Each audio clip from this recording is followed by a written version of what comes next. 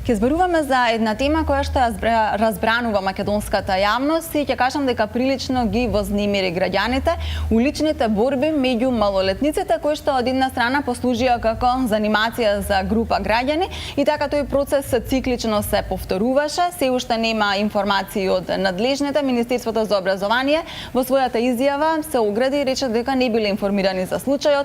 МВР добиле дојава од некој случаен минувач, па го истражуваат случајот, додека пак од општина Центар имавме една изјава дека тоа не се случувало во одредено основно училиште, туку се случувало во друго училиште.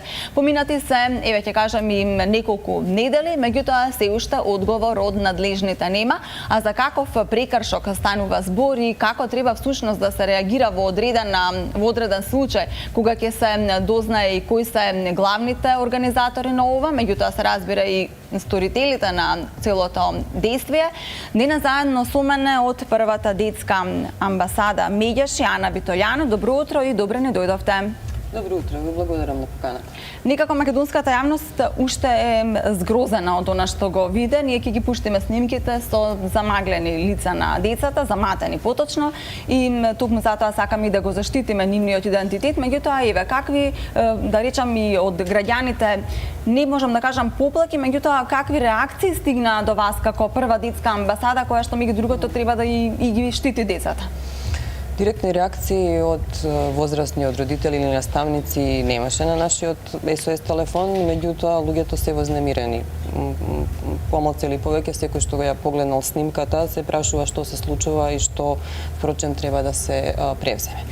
Оно што исто беше евидентно, голем интерес на медиумите и дури интерес да бидат проактивни во смисла да се притиска да се открие во каква форма е организирано и кој е одговорен за се што се случува. Кога збориме со децата и младите, некако се стекнува впечаток дека тие не се ни толку заинтересирани, ни толку информирани, иако е доста интересен момент да нешто што побудува толкав интерес кај возрастната популација, најбитесен начин поминува не толку заприметено помеѓу младите, а се работи за случај во кој што, ако ништо друго, високија форма на насилство е видена или препознаена. Така. Сега ќе ни кажете, она што например и нас не шокираше и како медиум и како редакција, е тоа што целава работа добиваме впечаток дека е некако организирана.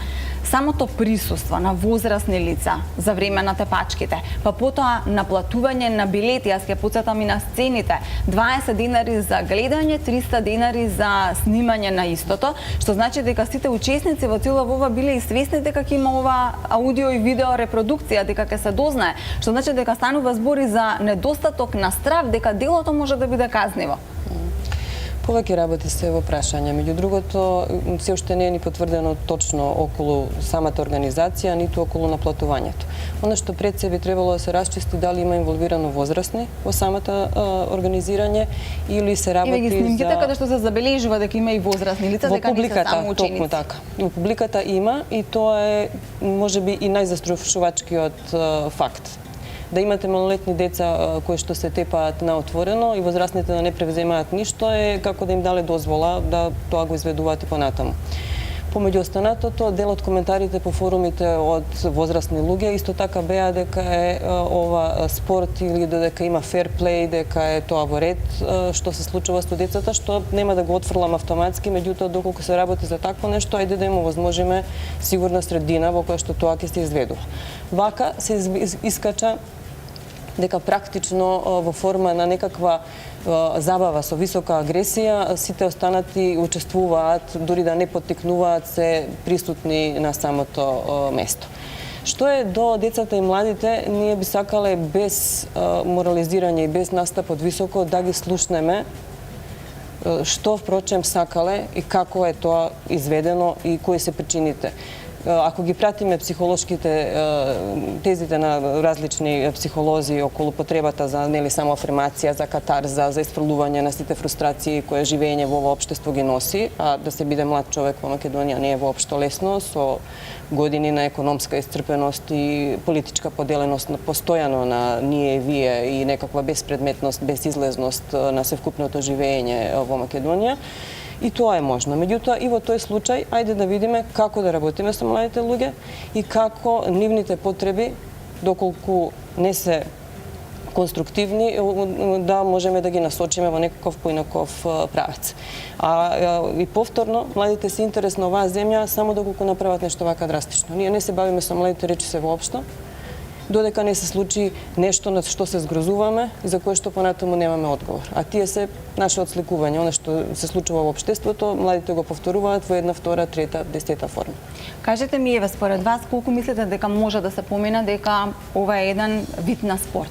Со оглед на тоа дека таму нема ниту доктор, кој што доколку нели настане некоја повреда, а може да има и фатални последици, на една од снимките се гледа како една од момчињата паѓа, нели сега и во дури во оној професионален спорт, кога станува збор за вакво борење, нокаут е нокаут. Тоа значи дека се одзема свеста и дека буквално треба да биде пружена лекарска помош. Во случајот нема ниту доктор, нема организиран ринг, нема организирано место каде што сето тоа. Дали може да, еве, доколку и да речеме, оправдувањата се да, спортско изразување на млад човек, дали може да се прифати како така? За мене не, за мене и да е спортско изразување, ајде повторно реков да го вратиме, да го ставиме во сигурни рамки, да го ставиме во сали, да го ставиме под надзор на возрастни. Ако е фер плей или потреба за некој вид на одмерување на стилите, повторно може со разни други вредности кои што идат, со почит на противникот, со некаква спортска дисциплина и така натака. Ова изгледа доста препуштено на сами себе, како и да е изведено. И иако не се согласувам, повторно викам, со тој тип на коментари, расположена сум да дискутираме, да видиме што впрочем се случува и им.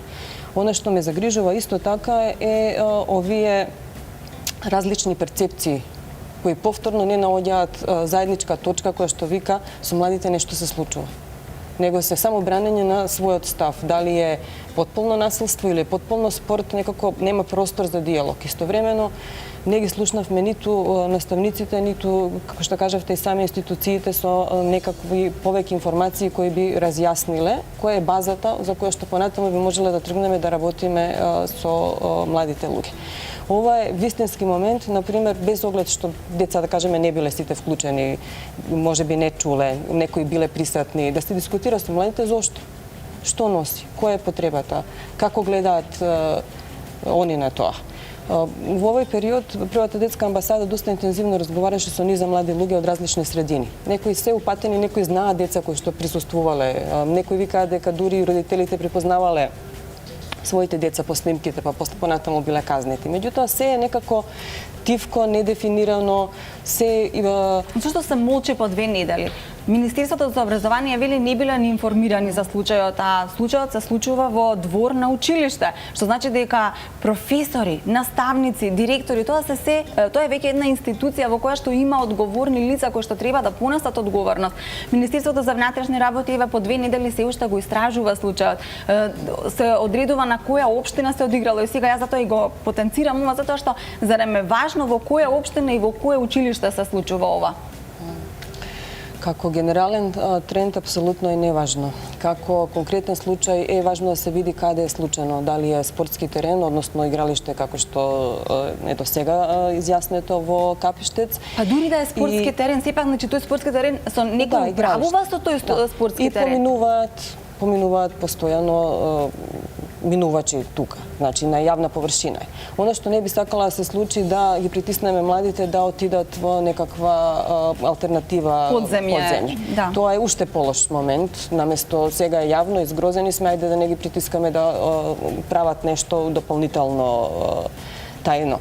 Да видиме зашто, повторно викам, зашто всушност се работи. Институциите мора да постапат, мора да се произјаснат со некакви информации што на нас ќе ни дадат чувство дека сериозно се бават со ова што се случува и дека имаат идеја како превентивно, системски би се работело. Значи да не работиме сите по свое како интервентно ни дојде, него да видиме впрочем кон што сакаме и какви млади сакаме. Истовремено мора да го слушнеме нивниот глас, односно да бидат во ситуација да објаснат што се случува без страв дека ќе бидат набедувани, казнети, просто да бидат повикани на одговорност. Значи не на казна, него на одговорност за тоа што го направиле, како можело да заврши, кои можеле да бидат последиците и зашто воопшто се случува.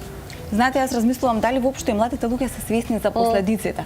Значи, тие може би едноставно сакаат да се истакнат меѓу своите врсниците, па дури и со физичка сила, може би сакаат да како да се инволвираат во овој спорт, еден ден да бидат и вистински борци, не знам, секој си има разни идоли и така натаму.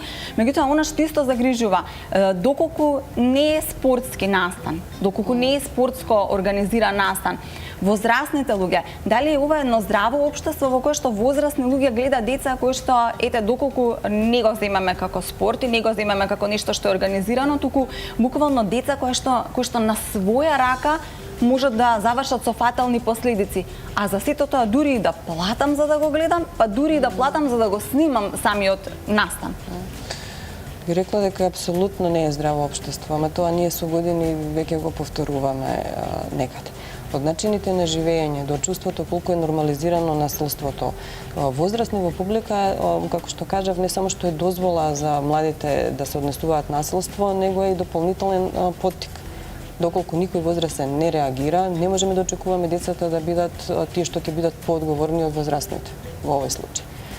И повторно, општествено не се нуди простор да младите на било каков начин, сакаме да одгледуваме млади кои што ќе бидат потполно различни од сеона какво е општеството. Сакаме честни, некорумпирани, самосвесни, одговорни, све она што ние не успеваме да им покажеме како тоа изгледа за да они можат да пораснат во такви луѓе. Така, Ана, ајде да ги споменаме и родителите. Колку ние како родители се бавиме со нашите деца, каде излегуваат, на кој начин ги поминуваат своите часови надвор од училиштето и надвор од домот.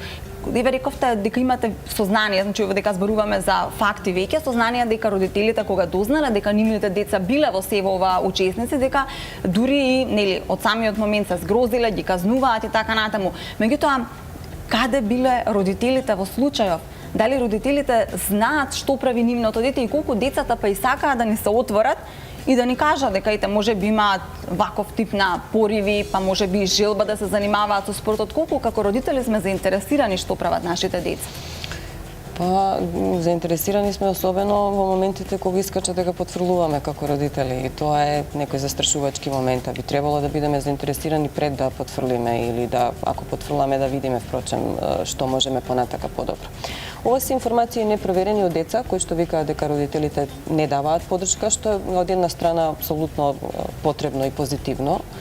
Меѓутоа збори и за еден момент дека повторно се во фокусот кога се јавува нешто критично. Постои еден клучен момент кој што вика време. Родителите на начините на кои што живеат немаат многу време. Гледавме и некои статистики дека младите денес со користење на интернет технологиите и воопшто бивањето на социјални мрежи, да кажеме, поминуваат повеќе време дома, меѓутоа тоа се уште не значи дека воопшто остваруваат некои подлабоки контакти или поблиски за да може да споделуваат со своите родители. Постои еден дел од раснењето, секако, кое што треба да биде оставено само на младите, да се има увид што и како прават, не значи да се има контрола врз нив. Не треба да имаме контрола, меѓутоа треба да бидеме поддршка и да знаат дека се што им се случува може да се обратат на возрастен во кој што имаат доверба. Тоа значи дека е сосема окей да се знае каде искачаат децата, со кого поминуваат време, какви форми на забава им се интересни, што прават воопшто. Меѓутоа исто така дека се има право избор секој дете или секој млад човек да го избере начинот на кој што ќе го поминува своето слободно време. Така. Сега, она што исто е, да речам, во целава работа шокантно е снимањето. Видео, аудио материјал кој што останува.